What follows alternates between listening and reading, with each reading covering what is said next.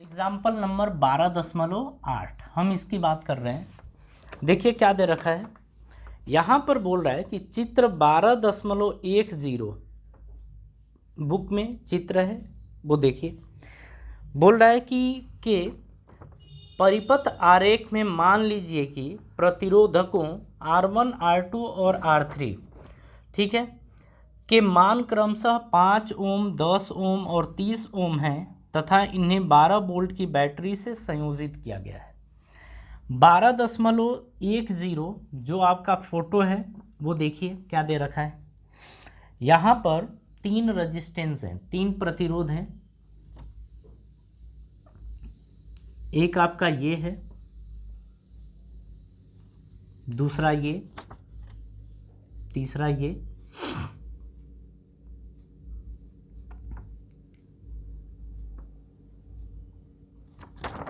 है, इस तरीके से, ठीक है। इसको एक बैटरी से जोड़ा गया है, बैटरी या सेल से इसको जोड़ा गया है इस तरीके से।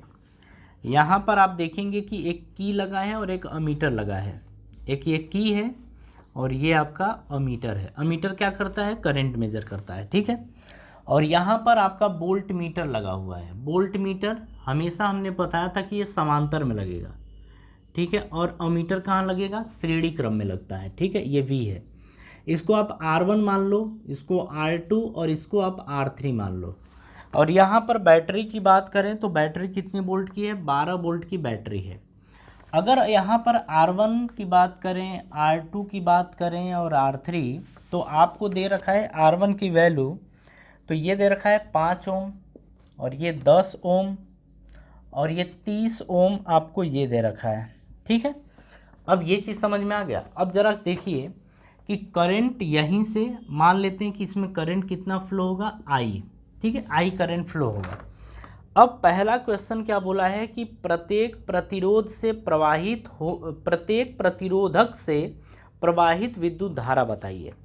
यहाँ पर बोल रहा है कि मान लीजिए यहाँ से I गया, यहाँ पर I1 है, मान लेते हैं कि इस प्रतिरोध से I1 धारा बहेगा, इससे I2 और इससे I3। आप सभी को पता है कि अगर समांतर क्रम होता है या पार्श्व क्रम होता है, उसमें जो धारा होती है वो अलग अलग होती है। धारा क्या होती है? अलग। जितने प्रतिरोध सबकी धारा क्या होगी? अलग अलग होगी। लेकिन अगर विभवांतर की बात करें तो अगर V की वैल्यू 12 वोल्ट है तो ये भी कितना होगा? 12 वोल्ट का। अरे इसके सिरों के बीच का विभवांतर कितना होगा? 12 वोल्ट। यहाँ पर भी 12 वोल्ट, यहाँ पर भी 12 वोल्ट, मतलब इसके भी सिरों का जो विभवांतर आएगा 12 वोल्ट, इसका भी 12, इसका भी 12। आप सबको ये चीज़ पता है कि 12-12 वोल्ट सबका होगा। क्यों? क्योंकि समांतर क्रम या पार्श्व क्रम में जो जितने वोल्ट की बैटरी होती है उतना ही डिफरेंस, यानी कि उतना ही विभवांतर सबका होता है। जितने भी तार लगे होते हैं वो सबका होता है, ठीक है। अब यहाँ पर हमसे पूछ रहा है कि सब में धारा कितनी बहेगी। तो देखिए यहाँ का प्रतिरोध आपको पता है, तो हम अगर यहाँ से कहें कि I1, तो आप लिखेंगे V/R1। V की वैल्यू कितनी दे रखी है? 12 वोल्ट। और R1 की वैल्यू कितनी है? तो R1 की वैल्यू 5 है। भाग करेंगे तो 5 दूनी 10 और 5 चौक को 20, इतना एम्पियर आएगा। यानी कि जो यहाँ से धारा प्रवाहित होगी इस तार से, वो 2.4 एम्पियर धारा प्रवाहित होगी। अब हम I2 की बात करें तो I2 बराबर लिखेंगे V/R2। V की वैल्यू 12 है और R2 की बात करें तो ये R2 कितना दे रखा है? तो ये 10 है, तो बटे में 10, ये आएगा 1.2 एम्पियर। यानी कि यहाँ से जो धारा बहेगी वो 1.2 एम्पियर धारा प्रवाहित होगी। I3 की बात करें तो V/R3 ये होगा। V की वैल्यू आप कितना देख रहे हैं? 12 वोल्ट। और R3 की वैल्यू आप देख रहे हैं 30, तो ये आएगा। भाग करिए तो यहाँ पे 6 दूनी 12 और 6 पचे 30, 2/5, तो ये आएगा 0.4 एम्पियर। यानी कि यहाँ से जो धारा प्रवाहित होगी R3 से, वो 0.4 एम्पियर धारा प्रवाहित होगी, ठीक है। इसी में ये हम A पार्ट की बात कर रहे थे। इसी में हम B पार्ट की बात करें तो क्या दे रखा है? परिपथ में प्रवाहित कुल वैद्युत धारा क्या होगी? परिपथ में प्रवाहित कुल वैद्युत धारा, अगर मान लीजिए हम इसको दो तरीके से कर सकते हैं कि जो I की वैल्यू होगी, जो I की वैल्यू, यही I 3 पार्ट में बटा है ना, तो जो I की वैल्यू होगी उसको I1 plus I2 plus I3 हम लिख सकते हैं, क्योंकि ये हम कॉन्सेप्ट ने पढ़े हैं कि जो धारा समांतर श्रेणी या पार्श्व क्रम में जो धारा होती है, जितनी धारा होती है वही धारा बंट जाती है। ठीक है, तो यहाँ से I बराबर आप लिखेंगे, I1 की वैल्यू क्या आपको दिख रही है 2.4, I2 की वैल्यू आप देख रहे हैं 1.2, I3 की वैल्यू देख रहे हैं 0.4। तो यहाँ से आ जाएगा 4 2 6 4 10, 1 2 3 और ये 4, तो I की वैल्यू आ जाएगी 4 एम्पियर। इसका मतलब ये है कि यहाँ से जो धारा प्रवाहित होगी वो 4 एम्पियर धारा प्रवाहित होगी, और यही 4 एम्पियर धारा इन तीनों में बट जाएगी। ठीक है, बात समझ में आ रही है? चलिए अब हम सी की बात करते हैं। इसके बाद नहीं, बी में ही आपको थोड़ा और समझा दें हम। अगर मान लीजिए ये आपको नहीं पता होता तो क्या करते? तो अगर ये पता आपको नहीं होता तो आप यहाँ पर इसको मेथड सेकेंड लिख सकते हैं, ये मेथड 1 है। ठीक है, ये आप क्या करिए, सबसे पहले देखिए I निकालना, I बराबर क्या होता है V/R इक्विवेलेंट। तो सबसे पहले आपको R इक्विवेलेंट निकालना पड़ेगा, और समांतर क्रम में R इक्विवेलेंट कैसे निकाला जाता है, 1/R इक्विवेलेंट बराबर 1/R1, R1 की वैल्यू 5 प्लस 1/R2 इसकी वैल्यू 10 प्लस 1/R3 इसकी वैल्यू ये है। ठीक है, अगर हम एलसीएम लें तो एलसीएम क्या आएगा, जरा वो देखिए, 30 10 और 5 का एलसीएम 30 होगा, 5 छके 30 तो 6 एक कम 6, 10 तिहाई 30 तो 3 एक कम 3, 30 एक कम 30 तो 1 एक कम 1, ये आपका आ जाएगा कुल बराबर 6 3 9 1 10, 10 बटे में 30 भाग करिए 1/3 आ गया। जरा 1/R इक्विवेलेंट बराबर ये आया, जरा पलटिए, जब इसको पलटेंगे आप तो ये भी पलट जाएगा, तो R इक्विवेलेंट की वैल्यू आ जाएगी 3 ओम। भैया हम इसको पलटे हैं तो ये जो 1/3 था वो 3/1 हो जाएगा, मतलब ये। तो यहाँ से हमें ये देखने को मिला कि जो R इक्विवेलेंट आएगा 1/3 आएगा। ठीक है, सॉरी R इक्विवेलेंट की वैल्यू आएगी 3 ओम के बराबर। अब यहाँ से हमसे I पूछा था तो V की वैल्यू 12 है, R इक्विवेलेंट कितना आया है 3, भाग करेंगे तो 4 एम्पियर आएगा। दूसरा तरीका आप ये होता है आपका, आप इस तरीके से भी इसे सॉल्व कर सकते हैं, कोई दिक्कत नहीं होगी। ठीक है, कॉपी करिए, फिर इसी में हम आगे देखते हैं, जरा कॉपी करिए इसको।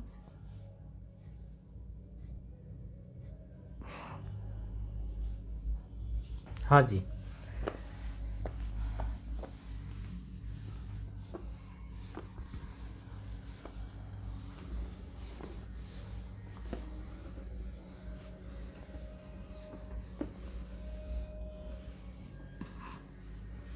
कहाँ तक हम पहुँचे थे 12.8, अब 12.9 देखिए, 12.9 क्या दे रखा है, देखिए 12.9 की बात करें तो बोल रहा है कि चित्र 1.12 में R1 10 ओम, R2 40 ओम, R3 30 ओम, R4 20 ओम, R5 60 ओम है, तथा प्रतिरोधकों के इस विन्यास को 12 वोल्ट की बैटरी से संयोजित किया जाता है।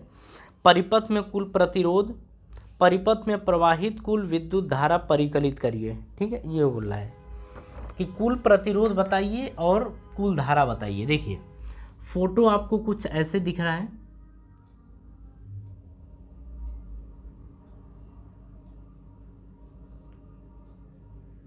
ये ठीक है, यहाँ से आपको दिख रहा होगा कि एक दो प्रतिरोध ऐसे किया है, एक रेजिस्टेंस ये है, दूसरा रेजिस्टेंस इसने ये ले रखा है, कुछ इस तरीके से ये है। ठीक है, अब यहाँ से क्या किया गया है कि एक की यहाँ लगाई गई है, फिर एक 3 रेजिस्टेंस ऐसे बनाए गए हैं, एक ये, दूसरा ये, तीसरा ये ये चीज़, ठीक है। हाँ जी, ये सब किया गया है। यहाँ पर अमीटर लगाया गया है। ये अब बोल रहा है कि यहाँ पर ये R1 है, ये R2 है, R3, R4 और ये R5 है, ठीक है। यहाँ पर 12 वोल्ट की बैटरी लगा रखी है। R1 की वैल्यू दे रखा है इसने, R1 की वैल्यू 10 ओम है, R2 की वैल्यू 40 ओम है, R3 की वैल्यू 30 ओम है, R4 की वैल्यू 20 ओम है, R5 की वैल्यू 60 ओम है, और हाँ इतना ही दिया है, ठीक है। और 12 वोल्ट की बैटरी। बोल रहा है परिपथ का कुल प्रतिरोध बताइए। ध्यान से समझिएगा, ये दोनों किस में हैं, तो आप कहेंगे समांतर क्रम में। तो इनका पहले R इक्विवेलेंट निकालिए, सबसे पहले इनका। तो आप ऐसे लिखेंगे कि जो R इक्विवेलेंट निकलेगा उसे R डैश मान लीजिए, तो R डैश। तो R डैश बराबर क्या होगा, 1/R1 प्लस 1/R2, ऐसा ही कुछ होगा ना। तो R1 की वैल्यू कितनी दे रखी है, 10। तो 1/10 प्लस 1/में R2 की वैल्यू 40 है। एलसीएम लीजिए, 40 आएगा। 10 चौको 40, तो 4 एकम 4, 40 एकम 40, तो 1, तो ये 1/R डैश की वैल्यू ये आ गई है। ज़रा इसे पलटिए, तो R डैश बराबर, इसको भी पलटेंगे तो 40 में 4 एक क्या होगा, 5, तो 5/40 यानी 8 ओम का होगा। यानी कि इन दोनों प्रतिरोधों को अगर जोड़ा जाए तो ये जो आएगा वो 8 ओम का होगा। कितने ओम का, 8 ओम का होगा। कहानी को समझ में आ रही है। अब जरा हम इसकी बात कर लेते हैं। ये तीनों भी समांतर में हैं, इनका R डबल डैश ले लीजिए, इनका इक्विवेलेंट क्या ले लीजिए, R डबल डैश। तो यहाँ पर लिखेंगे 1/R डबल डैश बराबर, क्योंकि ये भी किस में है, समांतर क्रम में है, ऐसे ही होगा 1/R1, सॉरी 1/R3, R3 की वैल्यू कितनी है, 30, प्लस 1/R4, R4 की वैल्यू 20, प्लस 1/R5 कितना है, 60, ये आएगा। एलसीएम लेंगे तो 60 आएगा।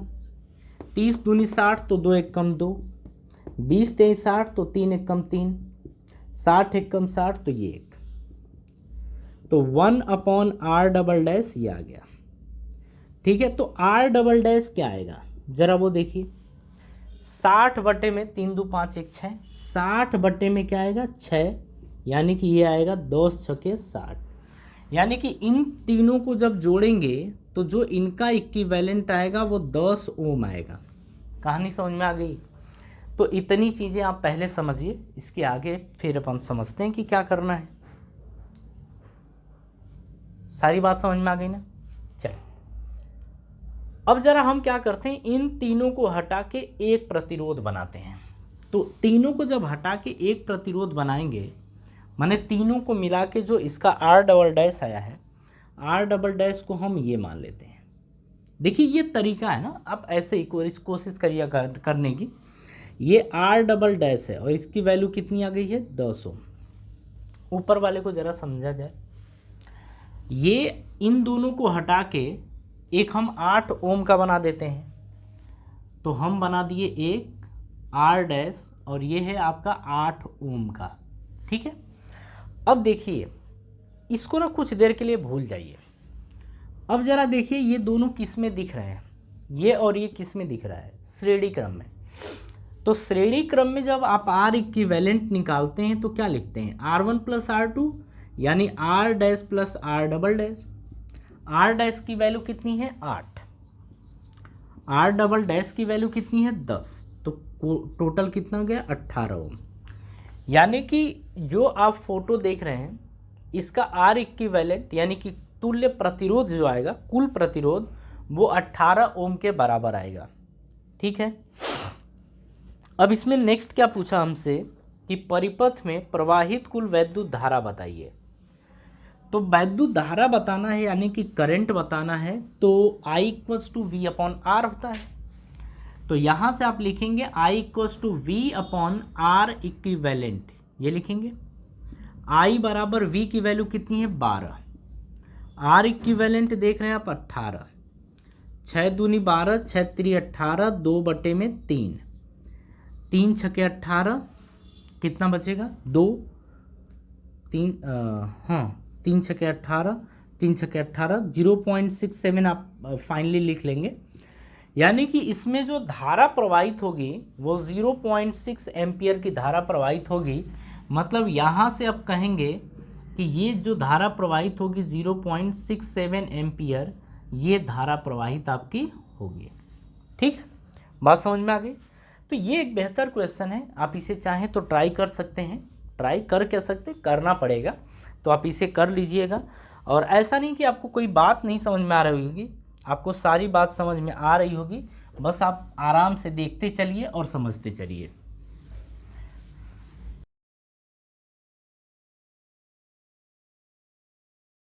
चलिए अब हम नेक्स्ट क्वेश्चन देखते हैं, नेक्स्ट क्या दे रखा है। अब हम चलते हैं पेज नंबर 240 पे। पेज नंबर 240 पे फर्स्ट क्वेश्चन देखिए क्या दे रखा है। 240 पेज नंबर है, इसमें फर्स्ट क्वेश्चन देखिए। यहाँ पर बोल रहा है कि जब फर्स्ट पार्ट में ए में दिया है कि 1 ओम तथा 6 ओम, बी पार्ट में दिया है 1 ओम 10 की पावर 3 ओम तथा 10 की पावर 6 ओम के प्रतिरोध पार्श्वक्रम का मतलब समांतर यानी कि पैरेलली पार्श्वक्रम में संयोजित किए जाते हैं, तो इनके तुल्य प्रतिरोध के संबंध में आप क्या निर्णय करेंगे। देखिए करना कुछ नहीं है, इनको बस जोड़ देना है। ठीक है, तो इसमें बोल रहा है आपसे कि पहले पार्ट की अगर बात करें तो पहले पार्ट में अपने से ये बोल रहा है कि जो पहला प्रतिरोध है जिसको R1 बोल दें, इसकी वैल्यू 1 ओम है। जो दूसरा प्रतिरोध है जिसको R2 बोल दें, ये आपका दे रखा है 10 की पावर 6, और इनको पार्श्वक्रम में जोड़ना है तो R इक्विवेलेंट। तो देखिए पार्श्वक्रम का मतलब पैरेलली, आप कुछ ऐसा बोल सकते हैं ना इसको कि ये मान लीजिए कि ये R1 है, ये R2 है। अब दोनों को जब कंबाइन करेंगे तो इक्विवेलेंट इसका कितना आएगा, यानी कि तुल्य प्रतिरोध कितना आएगा। तो इसको हम ऐसे लिखते हैं, R equivalent is equals to 1/R1, और R1 की वैल्यू कितनी है 1 प्लस 1/R2, R2 की वैल्यू 10 की पावर 6 ये आपको दे रखा है, 10 की पावर 6 दे रखा है। ठीक है, हाँ जी। चलिए अब इसे अपने को सॉल्व करना है। आप खुद देखिए ये क्या आएगा, 10 की पावर 6 एलसीएम आएगा। जब इससे डिवाइड करेंगे तो इतने ही टाइम भाग जाएगा। इससे ऊपर मल्टीप्लाई कर दीजिए तो 10 की पावर 6 आ जाएगा, प्लस इससे डिवाइड करेंगे एक बार में तो 1 का 1 में गुणा करेंगे तो 1 आएगा। ये आ गया 1/R इक्विवेलेंट, ये आ गया है। अब यहाँ से अगर चाहें आप तो R इक्विवेलेंट जब निकालेंगे तो इसे पलट देंगे। जब इसको पलटेंगे तो ये भी पलटेगा, तो 10 की पावर 6 ऊपर चला जाएगा और 10 की पावर 6 + 1 नीचे आ जाएगा, और यही आपका आंसर होगा।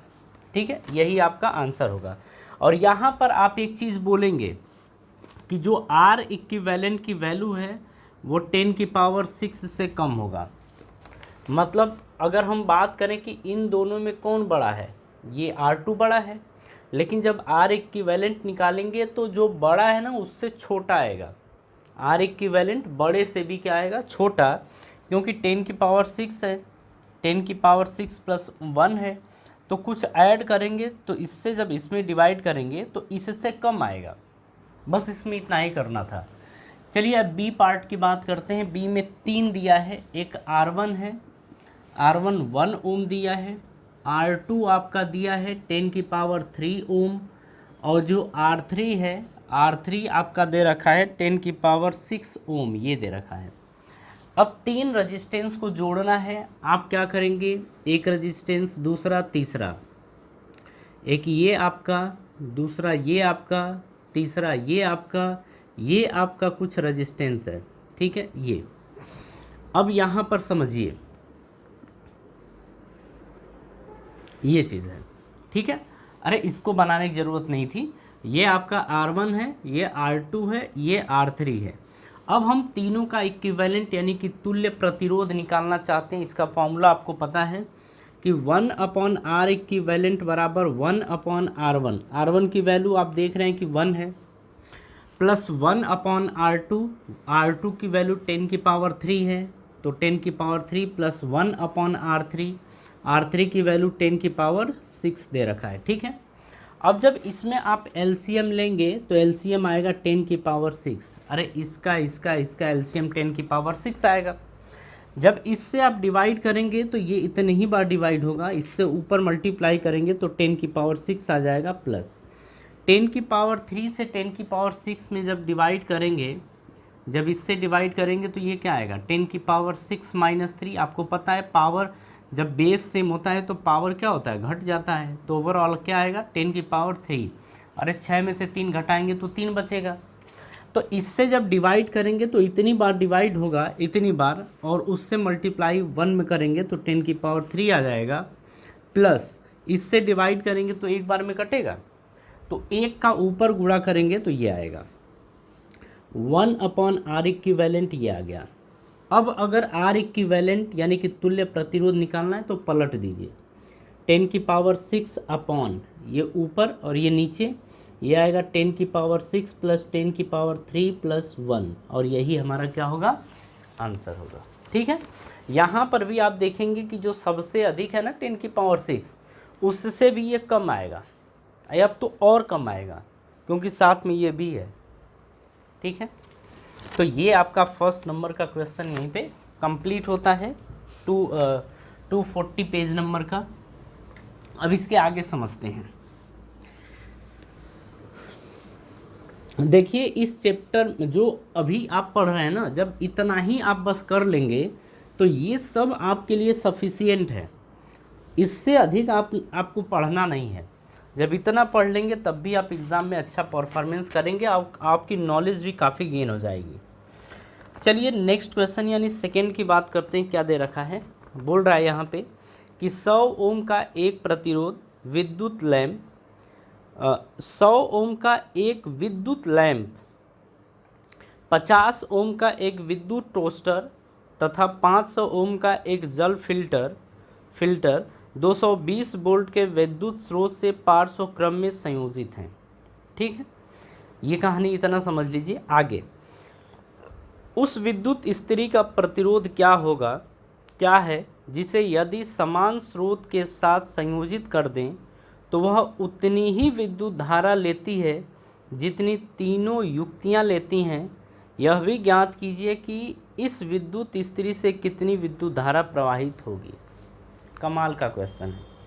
क्वेश्चन को थोड़ा ना अंदर से फील करिए, जब आप अंदर से महसूस करेंगे इस क्वेश्चन को तो ये देखेंगे कि क्या दे रखा है। देखिए यहाँ पर बोल रहा है कि जैसे 3 हम इलेक्ट्रॉनिक गैजेट ले रहे हैं, 3 है, एक ये, दूसरा आपका ये, तीसरा आपका ये। अरे ये बना सकते हैं ऐसे ही अपन, ठीक है, कोई ज़रूरी नहीं कि अब लैंप बनाया जाए, बल्ब बनाया जाए, टोस्टर बनाया जाए, सब बनाने की बिल्कुल ज़रूरत नहीं होती है। ठीक है, 3 लिया था, तीनों को एक बैटरी या सेल के थ्रू ऐसे जोड़ा गया है। ठीक है, एक बैटरी के थ्रू ऐसे जोड़ा गया है, और यहाँ पर बैटरी बोल रहा है कि 220 वोल्ट की है। कितने वोल्ट की बैटरी है, 220 वोल्ट की। आगे इसमें बोल रहा है ना कि 100 ओम का एक विद्युत लैंप है, मान लेते हैं कि यही है, तो ये 100 ओम का है। ठीक है, इसको हम R1 मान लेते हैं। दूसरा हमसे बोल रहा है 50 ओम का एक विद्युत टोस्टर है, R2 इसमें मान लेते हैं, ये 50 ओम का है। अब इसके बाद बोल रहा है कि 500 ओम का एक जल फिल्टर है, R3 की वैल्यू आपकी दे रखी है 500 ओम, ये तीनों है। ठीक है, अब ये बोल रहा है कि तीनों को पार्श्व क्रम यानी कि समांतर क्रम में इसको जोड़ना है, संयोजित करना है। हो गया। अब बोला है कि उस विद्युत स्त्री का प्रतिरोध क्या है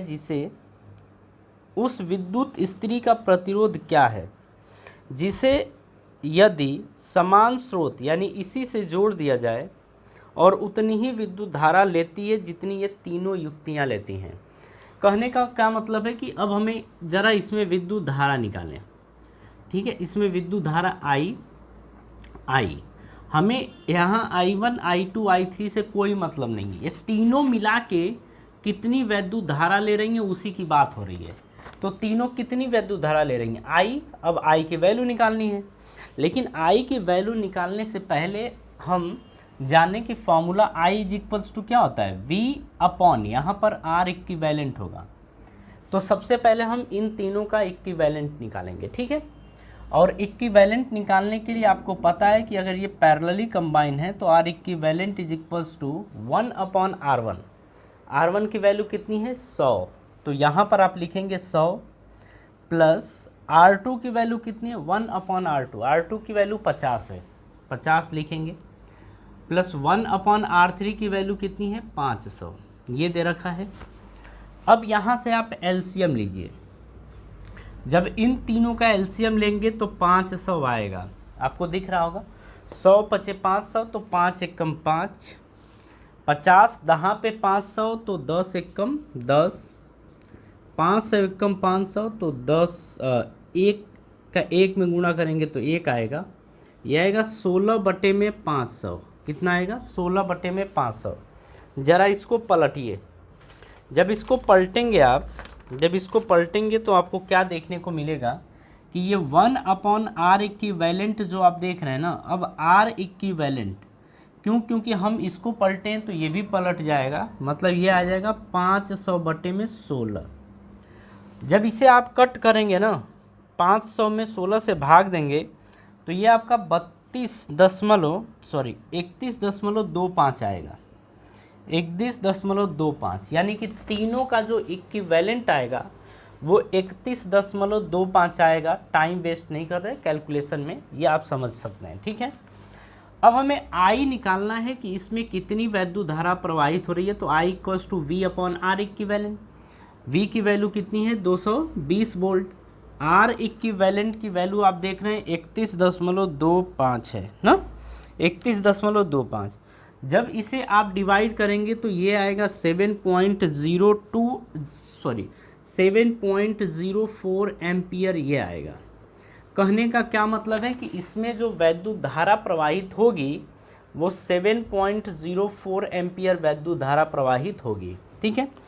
अब आगे समझिए कि इस क्वेश्चन में स्त्री को लेके क्या बोला है, ठीक है, प्रेस को लेके क्या बोला है। इसमें ये बोल रहा है, कि उस विद्युत स्त्री का प्रतिरोध क्या है जिसे यदि समान स्रोत के साथ संयोजित कर दें तो वह उतनी ही वैद्युत धारा लेगी, ठीक है। उसका प्रतिरोध क्या है, तो अगर हम तीनों को मिला के एक ऐसा प्रेस या ऐसी स्त्री बनाया जाए जिसमें इतनी ही विद्युत धारा प्रवाहित होगी, जब इतने बोल्ट हम लगाएंगे, इतने बोल्ट की बैटरी जोड़ेंगे, तो आप सोच सकते हैं कि जो स्त्री जो भी यहाँ पर जोड़ने वाले हैं, जो प्रेस जोड़ रहे हैं, स्त्री जोड़ रहे हैं, उसमें अगर धारा इतनी ही बह रही है तो इसका मतलब कि उसका प्रतिरोध इतना ही होगा। तो हम यहाँ पर ये कहेंगे कि जो स्त्री है इसका जो प्रतिरोध आएगा यानी कि आर, उसकी वैल्यू आएगी 31.25 ओम, यही आएगा, ठीक है। इतना टफ नहीं है, यही आएगा आपका। आगे ये बोल रहा है कि यह भी ज्ञात कीजिए कि इस विद्युत स्त्री से कितनी विद्युत धारा प्रवाहित होगी। भैया इतनी ही विद्युत धारा प्रवाहित होगी, 7.04 एम्पियर, यही विद्युत धारा आपकी प्रवाहित होगी। कहानी समझ में आई, तो ये होगा आपका, ठीक है। चलिए जी, अब ज़रा हम नेक्स्ट की बात करें। ये क्वेश्चन तो हो गया, और देखिए ये क्वेश्चन अच्छा क्वेश्चन है, आप इसे एक बार ज़रूर ट्राई करिएगा ढंग से। आप कोशिश करिएगा कि पहले इस क्वेश्चन को पढ़ा जाए और समझा जाए। देखिए क्या होता है कि हमारे पढ़ने में ही दिक्कत होती है। अगर हम क्वेश्चन को अच्छे से पढ़ें और क्वेश्चन केवल समझ जाएं तो आप ये मान के चलिए कि आधी से ज़्यादा आपकी परेशानी ख़त्म हो गई। क्योंकि क्वेश्चन की लैंग्वेज अगर आप समझ गए तो आप ये समझिए कि क्वेश्चन समझ गए हैं, ठीक है। मतलब लैंग्वेज ही जब आपको नहीं समझ में आएगी तो आप क्वेश्चन क्या करोगे। तो क्वेश्चन को सबसे पहले आप ढंग से पढ़िए, समझिए कि ये बोलना क्या चाहता है, ठीक है।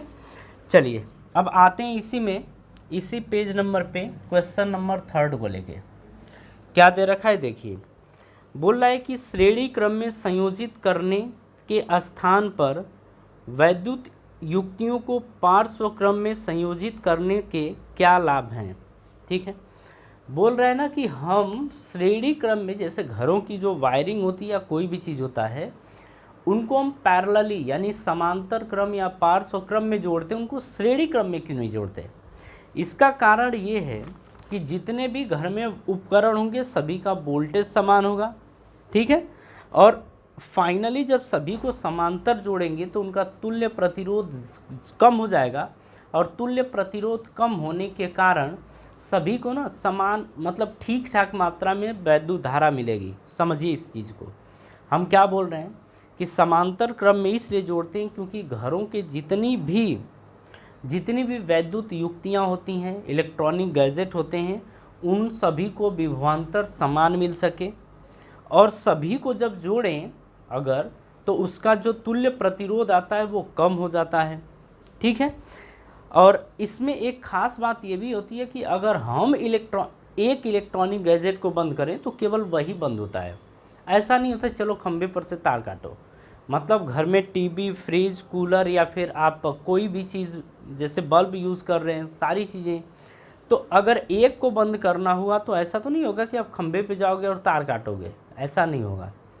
तो अगर समांतर क्रम में यानी कि पैरेलली जब आप कंबाइन करते हैं तो उसे एक को बंद करना हो तो एक ही को बंद करोगे, दो को बंद करना होगा दो को बंद करोगे। कारण यही होता है कि अगर हम एक को बंद करना चाहें तो एक को बंद कर सकते हैं, दो को बंद करना चाहें तो दो को बंद कर सकते हैं, ठीक है, बाकी के ऊपर कोई प्रभाव नहीं पड़ता है। कहानी समझ में आ गई? तो ये हमारा थर्ड था। अब इसी में हम